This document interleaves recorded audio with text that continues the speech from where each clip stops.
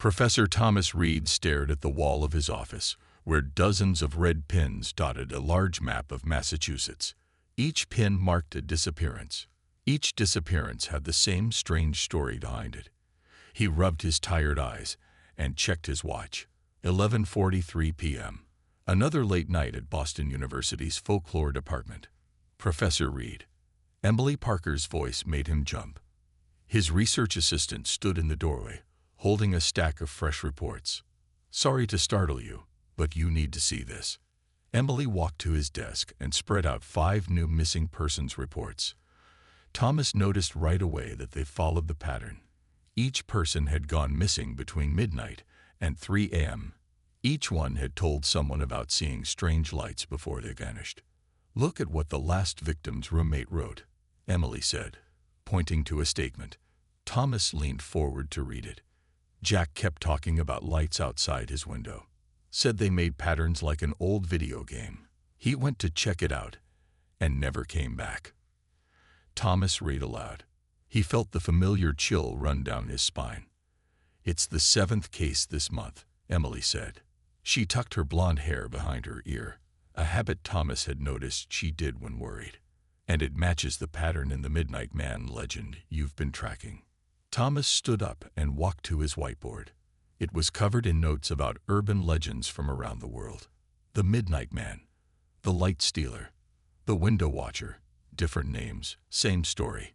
People saw lights, followed them, and disappeared. "But here's what's really strange," Emily continued.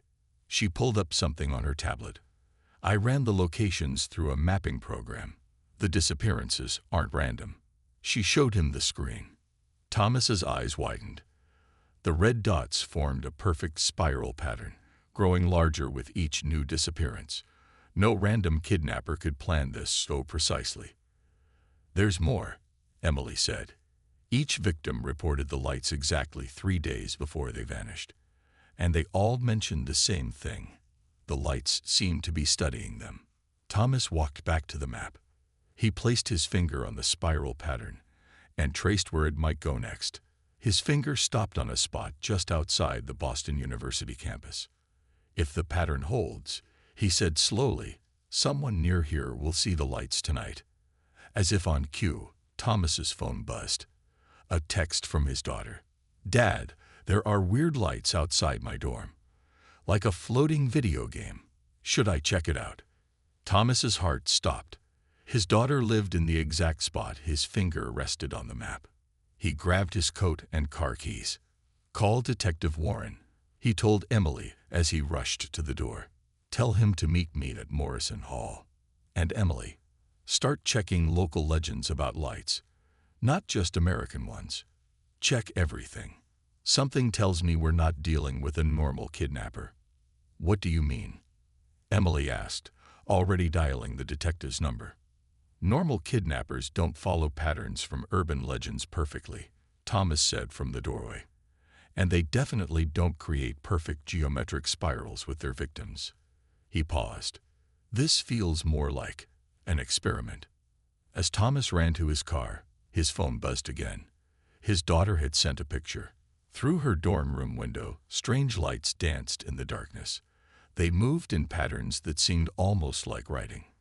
For the first time in his 20 years of studying urban legends, Thomas Reed felt like he was about to find out if the stories he'd spent his life researching were more than just tales to scare children. He just hoped he wouldn't have to lose his daughter to prove it. Lauren Matthews hadn't slept in 2 days. Her computer screens glowed in the dark office of Boston's Cybersecurity Center, showing patterns she couldn't explain. She took another sip of cold coffee and leaned back in her chair. "Found you," she whispered, watching a strange signal bounce between cell towers. It was the same kind of signal she'd tracked for the past week, appearing just before people went missing. Her phone rang. The caller ID showed Thomas Reed. "Professor Reed," she answered. "I was about to call you. The signal's back. My daughter saw the lights last night," Thomas said, his voice tight with worry. "We got her out of her dorm in time, but I need to know what we're dealing with." Lauren pulled up a new window on her screen. "These signals aren't like anything I've seen before," They show up as normal cell phone data, but when I decode them—" She paused, looking at the strange patterns. "They're hiding something else, something bigger." "What do you mean?" Thomas asked. "Remember those urban legends you told me about? The ones with the lights?" Lauren typed quickly, bringing up more data. "Every time the lights appear, these signals carry weird codes. At first, I thought they were random, but look at this." She sent Thomas a file. On his end, Thomas opened it on his laptop while sitting in his daughter's dorm room. Emily Parker looked over his shoulder. "These are ancient symbols," Emily said, surprised. "They match stories from at least 6 different cultures. But why are they in binary code?" Lauren explained. "Someone's broadcasting our own legends back to us, like they're using our stories as, I don't know, some kind of template." Thomas was quiet for a moment. "My daughter said the lights seem to be writing something. Could these signals be connected?" "They have to be," Lauren said. She pulled up a map showing signal locations. Every disappearance happens exactly 3 days after these broadcasts start in an area. "The good news is, I might be able to track where they're coming from." Just then, Lauren's screen flickered. New code appeared, scrolling faster than she could read it. "Professor," she said slowly, "something's happening. The signal, it's changing." All 3 of her monitors filled with binary code, but hidden in the numbers were images, ancient drawings of people being taken by lights in the sky, cave paintings of strange visitors, old newspaper clippings about mysterious disappearances. "They're not just using our legends," Lauren realized. "They're collecting them. All of them. From every time period, every culture." She watched as more images flashed by. "It's like they're building a library of human fear." "Can you trace it?" Thomas asked urgently. Lauren typed furiously, trying to follow the signal. "It's bouncing all over the world." "But wait," she stopped. "That's impossible." "What is it?" "The signal's origin," Lauren said, staring at her screen. "It's not coming from any cell tower. According to this," she double-checked her readings, "it's coming from somewhere above Earth's atmosphere." The office went quiet. In the silence, Lauren's computer made a soft beeping sound. A new message appeared on her screen. Unlike the binary code, this was in plain English. "Subject to species, human. Fier ardiespo nse to olici toion. 94% complete. Derikti kika and take ti piwaro toseo. A98ing. "Professor Reed," Lauren said, her voice shaking slightly, "I think we need to meet. Now. And bring your daughter. She might be the first person to see these lights and survive to tell about it." As she spoke, all her screens went dark. When they came back on, only one message remained. "Observation phase complete. Beginning final assessment." Detective Michael Warren didn't believe in aliens or urban legends, but sitting in his living room at 2 a.m., listening to his teenage daughter Kelly describe the lights outside her window, he started to doubt everything he knew. "They made patterns, Dad," Kelly said, clutching her gaming headset. "Just like in the game I was playing. It was like they knew what I was doing." Michael picked up his phone and dialed the number Professor Reed had given him earlier that week. It rang twice before Thomas answered. "Let me guess," Thomas said. "Your daughter saw the lights." "How did you know?" Michael asked, moving to the window. Outside, the night was now dark and quiet. "Because they're learning," Thomas replied. "Meet us at the Boston Cybersecurity Center. And Detective, don't let Kelly out of your sight." 30 minutes later, Michael and Kelly walked into Lauren Matthews' office. Thomas Reed was there with his daughter Amy and his assistant Emily. Lauren sat at her computers, tracking something across multiple screens. "The patterns are changing," Lauren explained, pointing to her monitors. "At first, they copied old legends. Now they're mimicking what people are doing when they see the lights. Video games, phone screens, even TV shows. They're studying us," Emily added. She showed Michael a stack of papers. We found similar patterns in legends from around the world. Stories about watchers in the night. But they always stayed hidden before. Now it's different. Why? Michael asked, watching Kelly join Amy by the window. The two girls started comparing their experiences. Thomas walked to a whiteboard covered in notes. Because we're different. Lauren found something in the signals. Show him. Lauren pulled up a file on her main screen. Strange symbols mixed with English words scrolled past. They've been watching other worlds too, she said. But humans, we do something no other species does. We turn our fears into stories. And not just stories, Emily added. Games, movies, books. We take what scares us and make it entertainment. The observers didn't expect that. Suddenly, Kelly called out from the window. Dad, look. Everyone rushed to the windows. Outside, in the dark parking lot, lights danced in complex patterns. They moved like a video game, just as Kelly had described. Don't look directly at them, Thomas warned. That's how they choose who to take. Michael pulled his daughter back from the window. If they're studying us, what do they want? Before anyone could answer, Lauren's computer started beeping. Words appeared on all her screens. Observation note. Subjects is SHO unexpected analysis capability. They recognize the pattern. Then, adapting protocol, initiating DRCT interaction. The lights outside grew brighter. They moved closer to the building, forming shapes that looked almost like letters. They're not just watching anymore, Thomas said quietly. They're reaching out. Amy spoke up from where she stood with Kelly. Dad, remember what you always say about urban legends. That they're not just stories, but ways people try to understand things they can't explain. Thomas nodded slowly. They're learning our language, not just our words, but our stories, our fears. And now they want to talk, Lauren finished, watching as the lights outside formed clear patterns. Because we're the first species that figured out what they were doing. Michael looked at his daughter, then at the lights outside. In all his years as a detective, he'd learned one thing. When you find a pattern, you're close to solving the case. But this pattern led somewhere he never expected.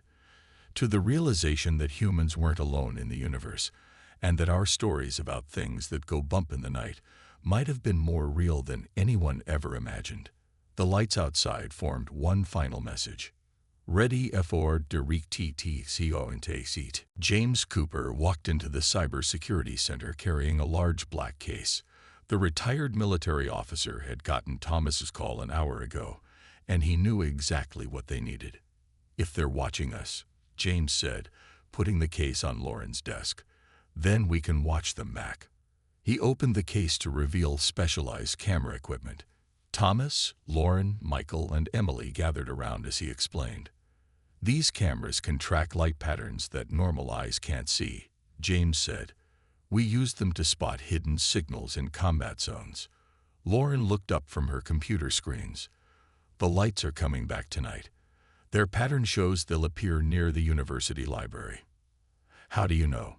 Michael asked, keeping one eye on Kelly and Amy, who were helping Emily sort through urban legend reports. Because they're not trying to hide anymore, Lauren answered. She pointed to her screen. They're sending us a schedule, like they're setting up a meeting. Thomas walked to the whiteboard and drew a quick map. If they follow their usual pattern, they'll try to take someone else. But this time, we'll be ready. James started setting up his cameras. These will record everything. But we need something else, a way to talk back. I think I have an idea, Lauren said. Her fingers flew across her keyboard. They learned our legends, right? What if we use that against them? Everyone gathered around her computer as she explained her plan. On the screen, she pulled up old stories about tricking supernatural beings, legends about capturing spirits, and tales of outsmarting mysterious creatures. Every culture has stories about turning the tables on powerful beings, Emily added, bringing over her research. If they've been studying our legends, then they'll recognize the pattern, Thomas finished, and they won't expect us to use it against them. As night fell, they put their plan into action. James set up his cameras around the library. Lauren connected her computers to the university's outdoor light system. Michael positioned police units nearby, hidden but ready. Remember, Thomas told everyone through their radio earpieces, we're not trying to hurt them. We just need to show them we're not just test subjects. At exactly midnight, the strange lights appeared. They danced around the library steps, forming the now familiar patterns. Lauren typed commands into her computer. The university's lights began to respond, mimicking the patterns from ancient legends about trapping spirits. They're noticing, she said, watching her screens. Their signals are changing. The alien lights paused, then started moving in new patterns. They were responding to the trap, not running away, but changing their approach. Now, James called.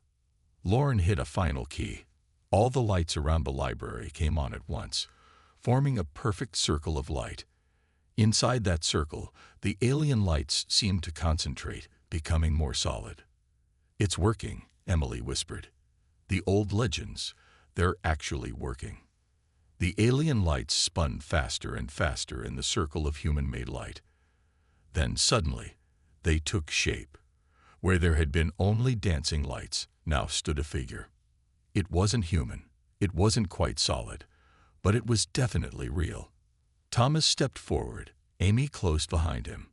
Michael kept his hand on Kelly's shoulder. James checked his cameras, making sure they recorded everything. The figure looked at each of them, then spoke in a voice that seemed to come from everywhere and nowhere. Hypothesis confirmed.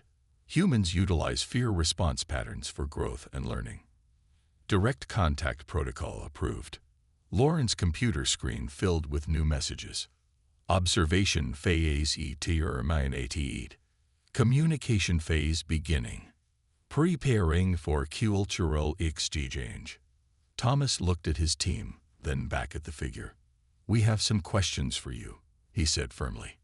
The figure seemed to smile, or at least the lights that formed it brightened in a way that felt like a smile. As do we, it responded. You are the first to catch us, the first to understand, the first to turn our methods into your advantage. We have much to discuss. Dr. Amanda Foster arrived at the Boston University Library at 1 a.m., carrying her linguistics reference books. The security guard let her in, nodding to Detective Warren as she passed. Inside, the scene took her breath away. A being made of light stood in the center of the room, surrounded by James's cameras and Lauren's computers. Thomas Reed and his team watched as the figure moved, its form shifting like water made of starlight. Dr. Foster, Thomas said, walking over to her. Thank you for coming so quickly. When you said you needed a linguistics expert for first contact, Amanda replied, I thought you were joking. She watched the light being tilt its head, studying her. Clearly, you weren't. The being spoke again, its voice coming through Lauren's speakers. Your species processes information through narrative structures. We will communicate through story patterns you understand. Amanda set her books down and stepped closer. It's already speaking English. They've been studying us for years, Emily explained, learning our languages, our stories, our fears, and taking people, Michael added firmly. We need to know why. Amanda nodded and addressed the being. Can you tell us about the missing people? The light figure shifted, forming patterns that looked like stars moving in space. Subjects were temporary. All returned to random locations with adjusted memories. Standard observation protocol. You mean they're alive? Michael asked, leaning forward. Correct. Last subject group will return within 24 hours. Memory adjustment prevents trauma. Thomas stepped forward. But why study our fears? Why use our urban legends? The beam's lights pulsed gently. Your species unique. Others react to fear with violence or retreat. Humans transform fear into stories, art, games. You learn from fear. Grow from it. This makes you special. Amanda watched the light patterns change as it spoke. You're not just talking to us, she realized. You're still studying us. Even now. Correct, the being said. First contact protocols vary by species. Yours required understanding of fear response patterns. Now complete. Lauren's computer beeped. New messages appeared. HumanityFYeah or HFY Transforms theories into learning tools. Theory ATEs TUL beyondias through HFYEahs. Shows unique adaptation capabilities. My superiors wish to establish formal contact, the being continued. Your species' ability to adapt and learn makes you valuable potential allies. Amanda looked at Thomas. They want to make a deal. What kind of deal? James asked, still recording everything. The being's form shifted again, now showing images from human history. People gathering around fires telling stories, children sharing scary tales, modern horror movies, and video games. Exchange of knowledge, it explained. We learn from your fear-to-growth transformation ability. You learn from our collected wisdom of space. Amy spoke up from where she stood with Kelly. You mean there are more scary stories out there? From other worlds. The bean's lights twinkled in what seemed like amusement. Many stories, many worlds, many fears to learn from. Amanda turned to Thomas. This is unprecedented. They're not just offering technology or resources. They're offering a cultural exchange based on something uniquely human, our ability to face our fears and learn from them. Thomas nodded slowly. All those urban legends, all those scary stories we tell, they weren't just stories. They were preparing us for this moment. The beam brightened. You understand. This is why you are ready. This is why you are special. Lauren's computer displayed one final message. First contact PROTOCOL SUVCCs estasivo. BGNing cultural exang preparation. A wavy being human RSBONSC. Amanda looked at each person in the room, then back at the being. I think, she said carefully, this is the beginning of a very interesting conversation. The alien being led them through a doorway made of light. Thomas, Amanda, Lauren, and Emily walked into what looked like an endless museum. The walls glowed with moving images from 1,000 worlds. Our collection, the light being said. Fear responses from every known species. Amanda watched as strange creatures moved across the walls. Some looked almost human. Others were completely alien. All showed moments of fear and how they dealt with it. Most species run, the being explained. Its voice echoed in the strange face. Some fight. Some hide. But humans. It gestured to a wall filled with Earth's stories. Humans make art. Lauren stepped closer to one of the displays.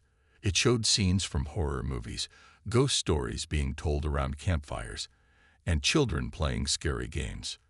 You've been watching us for centuries, she said, recognizing old paintings and ancient cave drawings among the modern images. Yes, the being agreed.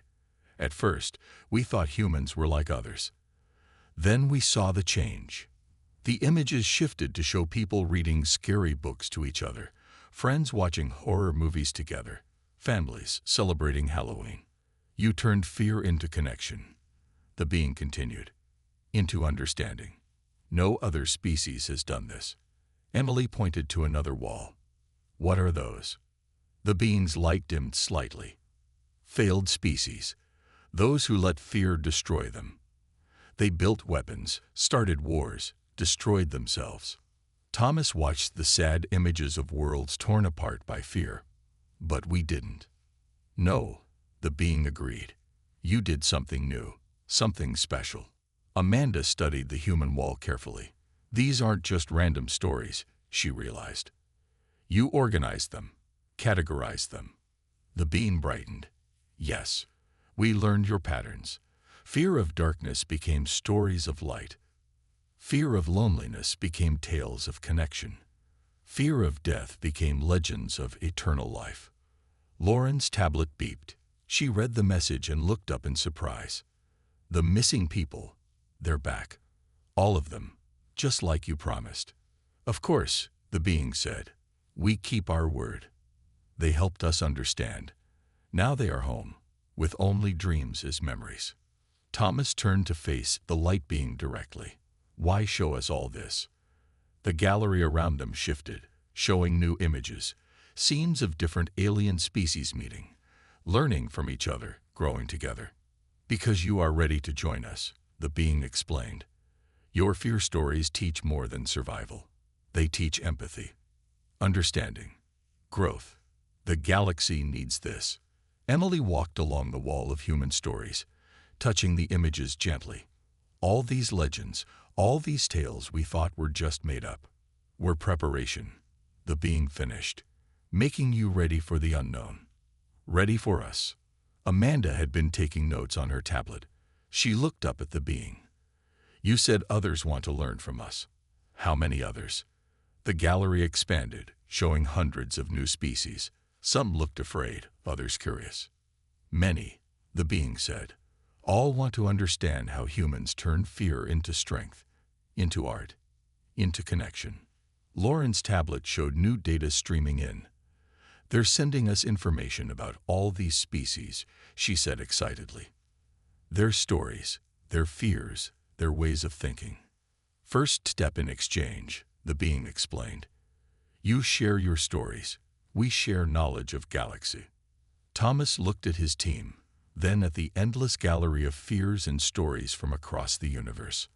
I think, he said slowly, we're going to need a bigger library. The being's light twinkled in what they now recognize as laughter. Yes, much bigger.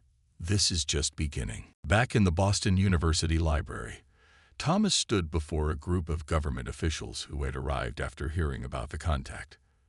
The light being watched from its corner as Amanda explained what they had learned.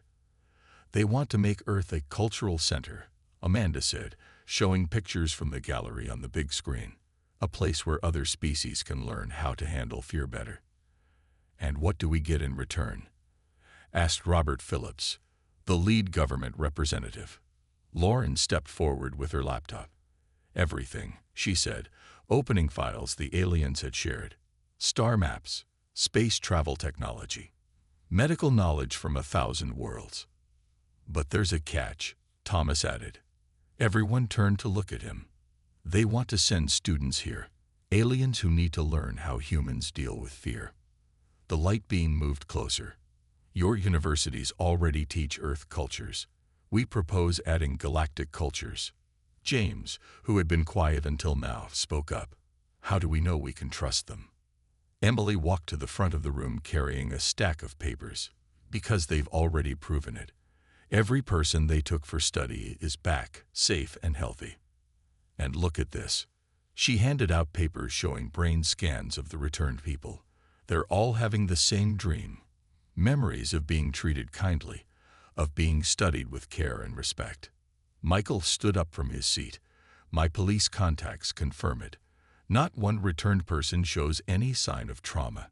They handled their research subjects better than most human scientists do.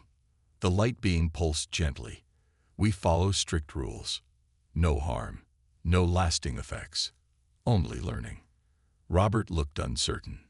But why use urban legends? Why not just contact us directly? Because they were testing how we handle the unknown, Thomas explained. And we passed the test by doing something no other species had done before. We caught them, Lauren added with a small smile. We figured out their pattern and turned it back on them. That's when they knew we were ready. The being's lights sparkled. Humans adapt. Learn. Grow stronger from fear. Others must learn this skill. Amanda pulled up new images on the screen. Architecture plans. They want to build learning centers.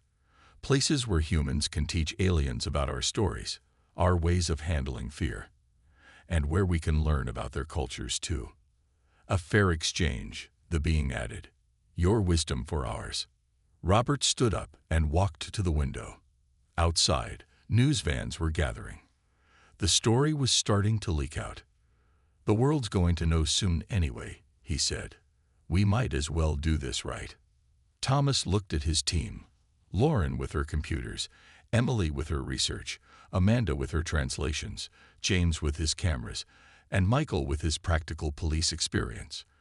They had all played a part in making this moment possible. We have conditions, Thomas said to the being. No more secret abductions. No more hidden tests. Everything from now on happens in the open, with full consent. The being's light formed what they now recognized as a respectful vow. Agreed. New protocol established. Lauren's laptop pinged. New data streamed in. The first batch of alien students who wanted to learn from Earth. There were hundreds of them, from dozens of worlds. Look at their reasons for wanting to come, Emily said, reading the applications. They're all saying the same thing. They want to learn how to be brave like humans. Thomas smiled. Then we better start preparing. The first class of alien students arrives in 3 months. The being's lights danced happily. The galaxy watches Earth now. Not with fear, but with hope. You will teach them well. Robert sighed and pulled out his phone. I'll call the president. We had a lot of work to do. As the officials began making calls and planning next steps, Thomas watched the light being start teaching Amanda more about alien languages. Outside, the sun was rising on humanity's first day as teachers to the stars. 6 months later, Thomas Reed stood in front of his new classroom at the Global Cultural Exchange Center in Boston. The room was filled with both human students and beings from a dozen different worlds. Some looked almost human, others were very different, but all were here to learn. Welcome to Earth Studies 101. Understanding Human Fear Response, Thomas said, smiling at his unusual class. Today, we're going to talk about ghost stories. In the back of the room, Emily was recording everything. She had become the head of the new alien folklore department, collecting stories from every visiting species. Humans have a unique way of dealing with fear, Thomas continued. Instead of running from it, we turn it into stories. These stories help us face our fears together. A tall blue-skinned student raised their hand. Is that why humans watch horror movies? To practice being brave. Exactly, Thomas nodded. We use scary stories as a safe way to experience fear. It helps us grow stronger. Lauren, who now ran the center's technology department, walked in with her tablet. The wall screens lit up with images from around the world. People telling stories, watching scary movies, playing spooky games. Every culture on Earth has its own scary stories, she explained to the alien students. But they all teach the same thing: how to face your fears and help others face theirs. Amanda, teaching from another room, appeared on one of the screens. She was helping alien students learn Earth languages by teaching them ghost stories in different languages. The stories are working, she reported happily. The students are learning faster than we expected. They say understanding human fear helps them understand everything else about us. Outside the classroom window, Michael's daughter, Kelly, was giving a tour to new alien visitors. She had become one of the center's best guides, especially good at explaining human customs to confused aliens. James's cameras were everywhere, recording everything for future studies. He had started a project to document how different species reacted to human scary stories. The most interesting thing, Emily told Thomas during lunch break, is how the aliens are starting to create their own versions of human stories. They're learning to transform their fears just like we do. In her office, Emily had started a new collection. Alongside human urban legends, she now had stories from 100 different worlds. Some were very strange, but all showed how their species dealt with fear. The light being, who they now called Teacher, moved between classes, helping everyone understand each other. It seemed proud of how well the exchange was working. "Your world is changing," teacher told Thomas as they watched students leave for the day. "Other species no longer fear the unknown because you are teaching them not to." Thomas smiled, remembering how it all started with mysterious lights and missing people. "We're learning from them too," he said. "Every alien species brings new stories, new ways of thinking." Lauren's computers showed that more alien students wanted to come to Earth than ever before. "We're going to need more teachers," she said, showing Thomas the numbers. "Good thing humans are good at sharing stories," Thomas replied. "Every student who learns here will become a teacher on their own world." That evening, as the sun set over Boston, Thomas watched human and alien students sitting together in the center's garden. They were telling each other scary stories from their home worlds, learning to understand each other's fears and hopes. Emily joined him, carrying her newest collection of alien legends. "You know what's really amazing?" she said. "Every species that comes here leaves braver than they arrived." "That's the power of stories," Thomas said. "They don't just help us face our fears, they help us help others face theirs too."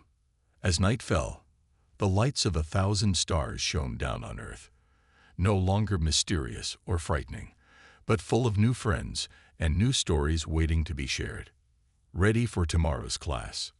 Emily asked. Thomas looked at his lesson plan for the next day. Urban legends as teaching tools. A multi-species approach. "More than ready," he smiled. "We have a whole universe of stories to share."